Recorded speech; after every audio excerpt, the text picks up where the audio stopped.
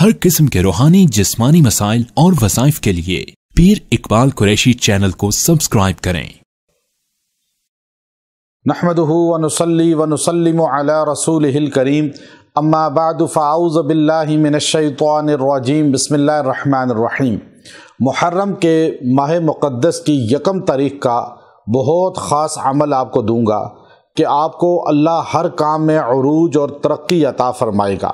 یاد رکھیے، محرم کو تو ازل سے اللہ نے عزت اور ترقی عطا فرمائی ہے اور حرمت والا ہے، شان والا ہے۔ جو اس مہینے سے جڑ جاتا ہے اللہ اس کو بھی شان والا اور بلندی والا بنا دیتے ہیں۔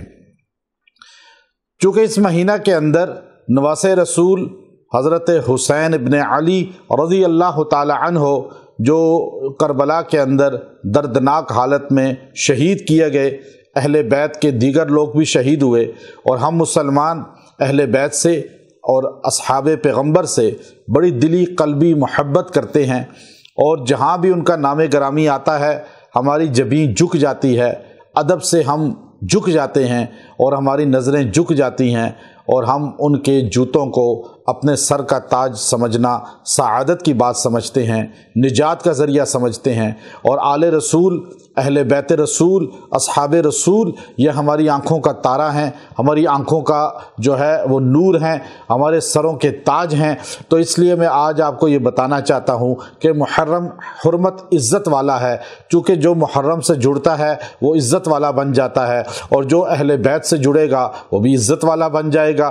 تو آل رسول کو اس میں اللہ رب العزت نے بلندیاں مزید عطا فرمائی ہیں۔ کربلا نے حضرت آل بیت، جو اہل بیت ہیں، حضرات اہل بیت، ان کو مزید بلند کیا ہے، اور اللہ نے ان کی شان اور عظمت کو مزید اجاگر کیا ہے۔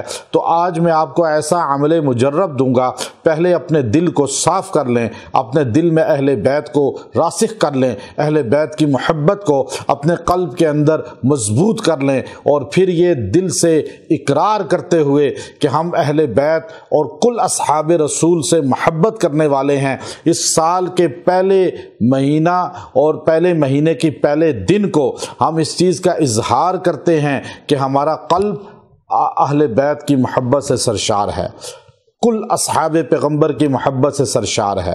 اور پھر اس کے بعد جو ہے آپ نے یہ عمل مجرب اختیار کرنا ہے، اللہ آپ کو عزت عطا فرمائے گا، ترقی عطا فرمائے گا۔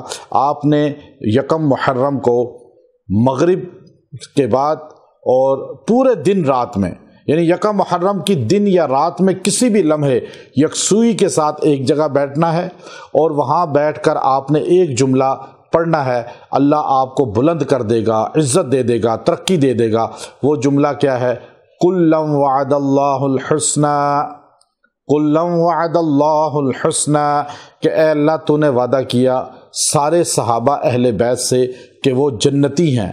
حسنہ جنت کو کہتے ہیں نا، ان الذین سبقت لہم من الحسنى اولئک عنہا مبعدون لا یسمعون حسیسہا۔